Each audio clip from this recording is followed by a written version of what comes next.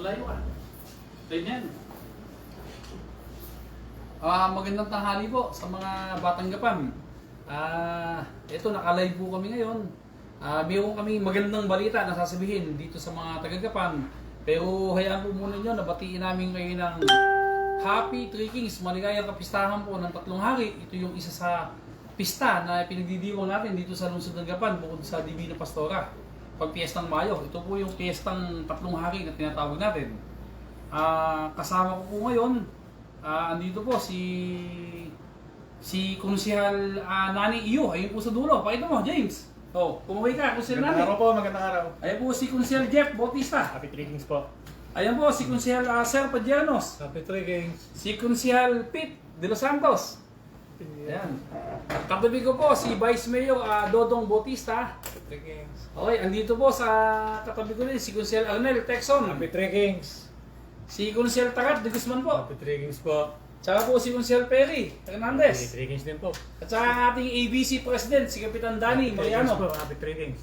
Okay. James, balik mo na sa akin. Ayan. Alam po ninyo, kami po napansin nyo ngayon, masaya kami. Kasama ko po ngayon si Vice Mayor Dodong, ang sanggunian. Bakit? Kasi po, prioridad namin yung kapakanan ng mga tao sa lungsod ng Gapan. Sinisigurado namin yung bawat sentimos na budget ng lungsod ng Gapan mapupunta po sa mga tao dito sa Gapan. Kaya siguro, pare, yung may pagmamalay ko na isa sa pinakamaganda na naging proyekto natin na to, na nabigyan po ng pondo, itong sasabihin namin sa inyo ngayon, gusto kong sabihin sa inyo ngayon na meron po tayong pondo para sa bakuna ng vaccine ng COVID-19. Ano yung gagawin natin sa bakuna na yan? Yung vaccine na yan. Libre po ang bakuna sa lahat ng tao sa lungsod ng Gapan. Libre, wala pong bayad. Magkano pinondo natin? 150 milyones po pinondo natin. At nag-uusap po kami kanina. Kung kakapusin pa, magdadagdag pa po kami. Bakit napag-aisahan namin yan? Kasi po, ayaw namin na mayroong tagagapan na magkakasakit o may tagagapan na mamamatay po dahil sa COVID-19. Ang gusto po natin, yung mga tagagapan maramdaman na may gobyerno, na mayroong City Hall, na ang namumuno sa City Hall na yon, si Mayor Emeng, katuwang si Vice Mayor Dodong at yung pong mga konsehal, na kami po, itong kagandahan ng kami nagkakasundo, iisa pong hangarin namin.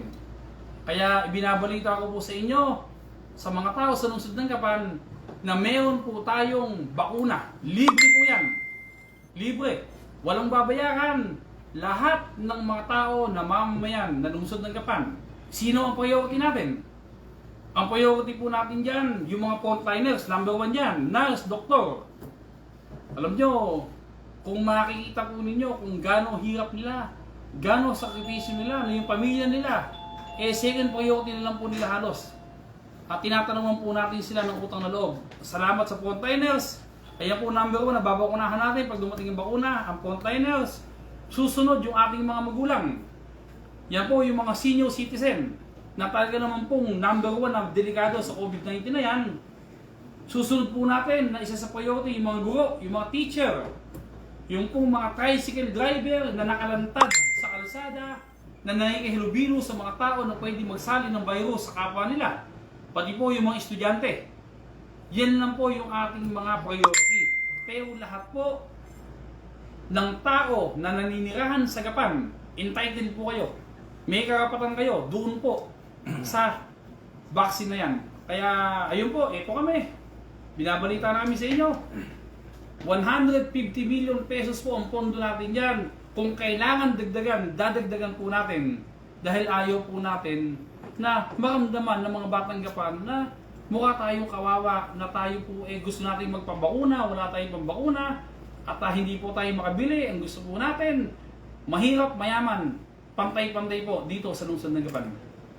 Vice Mayor, baka may sasabihin ka sa mga tao sa Gapan? Magandang hapon po sa lahat. Yung pong sinasabi ni Mayor ay totoo po yun. Sa totoo lang po, noong po pong October namin pinag-uusapan to. Ngayon lang po sinabi ni Mayor Emeng yung pondo na yan para po sa COVID-19 na yan. Ngayon na po halos nagka-presyo yung vaccine. Kaya ngayon na po niya announce Ayun po, sa tulong po ng mga konsehal, nung pa po approve na yan, ayaw lang po sabihin kagad ni Mayor at gusto niya, nakalabas na talaga yung presyo ng vaccine na yan at umasa po kayo, lahat po ng tulong po ng Sangguniang Panlungsod, nakasuporta po kami kay Mayor, kung ano po ang pangangailangan ng taong bayan, ibibigay po namin. Totoo po yun. Yung sinabi ni Vice Mayor, doon pa po namin pinaplano yan. Ngayon lang po kasi lumabas na yung talagang pamimilian natin ng mga vaccine. Ano yung mga vaccine na yan? Meron po tayong Pfizer na pamimilian. Meron tayong AstraZeneca. Mayroong Sinopharm. Mayroong Moderna. May Sinovac. Yung lahat po na yan available sa market. At ito naman pong gagawin natin na to, pipili tayo ng pinakamaganda na affordable po talaga. Hindi naman po tayo pipili na hindi po sigurado. Sa ngayon, ito po aprobado, yung 5 na ito, aprobado po ng FDA pare. Kaya ito po, at sisimulan na po natin ang trabaho. Yung proseso naman siguro kung paano natin na may injectionan yung mga tao, susunod po natin papaliwanag yung bawat barangay. Basta ang maliwanag sa lahat, walang mahirap, walang mayaman, walang kulay kung sino binoto mo, walang politika. Dito po, kapwa-tao, yung para sa mga batang gapan to, lahat po magkakaroon yan. Kusya Lani, baka may sabihin ka sa mga tao. Pag ano tayo. Pailakasan nyo. Magandang araw po. Yun po, natinig niyo po yung magandang balita. Dito po, alam niyo naman po, ang iniisip po namin dito ay yung kaligtasan. At kami po ay namimili lang po kami. Si Mayor po, namimili na lang po kung ano po yung magandang vaccine na yan. At huwag po kayo mainip at darating na po tayo, magiging normal na po yung pamumuhay natin. Ano po, at maraming salamat. Kusya Jeff Bautista, ikaw naman. Magandang araw po sa inyo lahat. Narinig niyo naman po yung magandang balita po ng ating buting mayor. Ito po yung tinutupad lamang po namin yung pangako po namin sa inyo nung simula pa lang na gagawin po namin ang lahat upang malagpasan po natin ang COVID-19. Kaya patuloy po pa rin po tayo mag-ingat at pagpalain po tayo pa namin. Si Kusya Sir, Padiernos. Mga tagagapan, sisiguruhin po namin na ang vaccine na ituturok sa inyo ay siguradong primera klase. Ito lang po. Maraming salamat. Si Kusya Pete de Los Santos. Mga kalungsod, gaya po ang sabi ng ating mahal na punong lungsod, ay may sapat na po tayong pondo. Kaya maghintayin lang po tayong konti sandali at malapit na po ang bakuna natin. Okay, si Kusya Arnel, Texon. Magandang hapon po sa ating lahat dito po sa ating lungsod ng Gapan. Sa pamumuno po ng ating pong minamahal na punong lungsod, Emerson Pascual, at ang ating pong pangalawang punong lungsod, Bautista, ay kami po, si Dodong Bautista po, at kami po ng mga konsehales ng ating lungsod ng Gapan. Kita nyo po, talagang totoong ginagawa namin po at ginagawa po ng ating punong lungsod. Yung salita po niya na hindi na makakalimutan ng bawat isa. Ang pera ng taga-Gapan ay gagamitin para sa taga-Gapan. Si Kusya Tagat po, de Guzman. Isang magandang hapon po sa inyo lahat. Narinig niyo po yung sinabi ng ating punong lungsod at ang ating pangalawang punong lungsod. Napakaswerte ng mga tigagapag po. Dahil sa tayo po ang kauna-unahan at naalala ng ating punong lungsod, ng ating punong lungsod at ating mga kasamang mga konsehales na bigyan prioridad itong kalusugan ng ating mga tiga rito sa punong lungsod. Ayun lang po, isang magandang hapon po sa inyo lahat. Si Kusya Perry Hernandez. Isang magandang hapon po sa lahat. Sa ngayon po ay ang problema natin ito ng pandemya ito ay buong mundo ang nagdurusa. Ngunit ang syudad po ng Gapan ay mapalad dahil ngayon ay magkakaroon ng libreng bakuna. Kaya maraming salamat Mayor Eming. Nasagot namin ang problema ngayon ng syudad ng Gapan. Magandang hapon po muli. Si ABC President, Kapitan Danny Mariano. Magandang hapon po sa inyo lahat. Ngayon po ay natupad na ang magiging kasagutan sa COVID-19 sa pamamagitan po ng ating Mayor Eming at Vice Mayor Dodong at para sa inyo po lahat yan. Maraming salamat po. Ilang minuto na? 9 po. 9, okay, sige. Meron po nagtanong. Ang sabi nung nagtanong, paano na rin po yung mga libreng gamot na sinasabi nyo sa aming mga dialysis patient? Si Yan Nancy ang sumulat. para po sa kalaman ninyo, abay yung pong ating dialysis center, libre, wala pong binabayaran kahit 5. Yan na sigurado ko.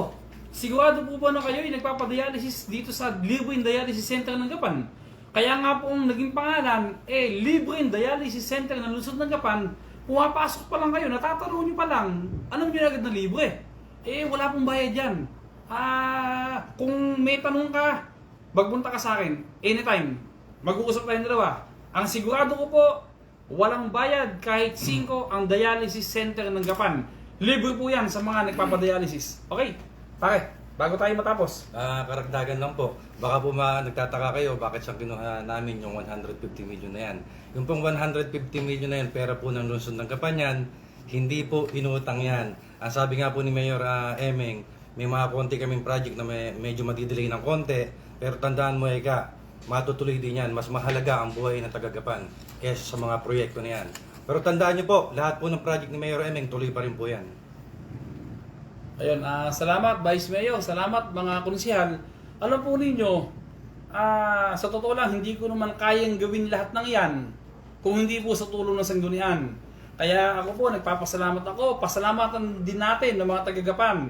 Yung tunay na bida, yun po yung sanggunian, sapagkat iniisip ko pa lang po, pag nakita nila na tama para sa tao sa lungsod ng Gapan, aprobado po agad sa konseho. Kung hindi po nila aaproban to, si Mayor Emeng po nakanganga, yun ang katotohanan dyan. Kaya salamat po sa kanila.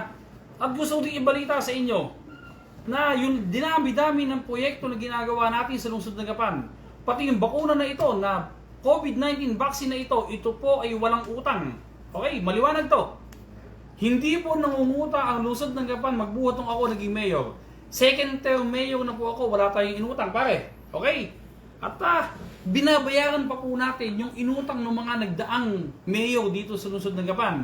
Dire-diretso pagbabayad natin at hindi tayo nangungutang. Ngayon, tungkol po sa mga proyekto natin na yan, lalo na yung vaccine na ito, paulit-ulit ko din sasabihin sa inyo, huwag po kayong magpasalamat sa akin. Sapagkat ito po pera ninyo na ibinabalik lang po namin sa inyo.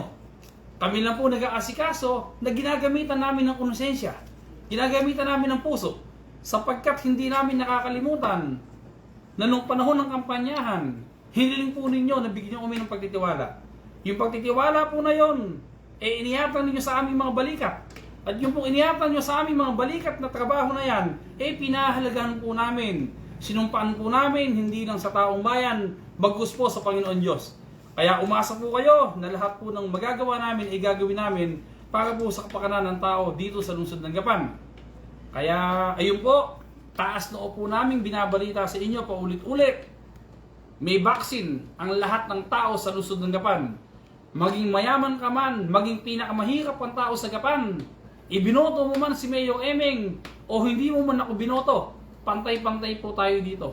Lahat po magkakaroon unless ayaw mo magpabakuna. Pero yung bakuna na bibili namin, nakabantay po kami lahat yan. Yung pinakamagandang bakuna na magiging available sa merkado, yan po ang gagawin natin. May mga tanong ba ba? Meron pa po, kaya.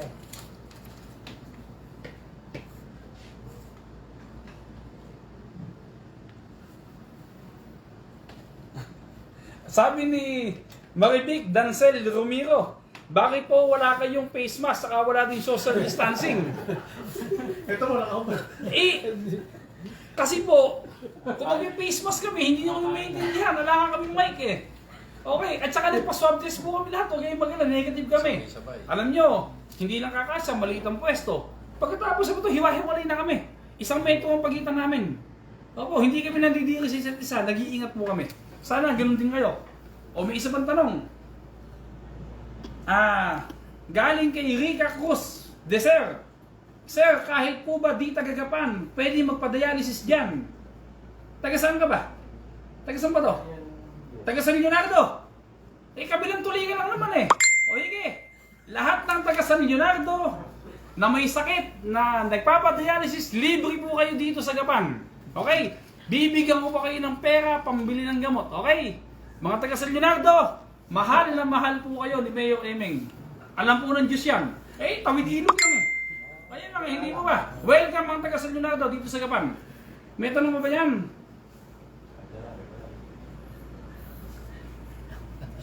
Okay. Nagsusulat pa. Ilang minuto na? 10, 11. 15 minutes. O, pwede na siguro yun. Yun lang po. May sabihin pa ba kayo? Mga pare, wala na. Wala na po. Wala na po. Maraming salamat po tayo. Nag-report lang po kami sa inyo at binalita namin. Siyempre, alam po ninyo kasi dapat yung nangyayari sa lungsod ng Gapan, obligasyon namin na ibalita sa inyo at karapatan ninyong malaman kung ano yung pinaplano namin. Yun lang po.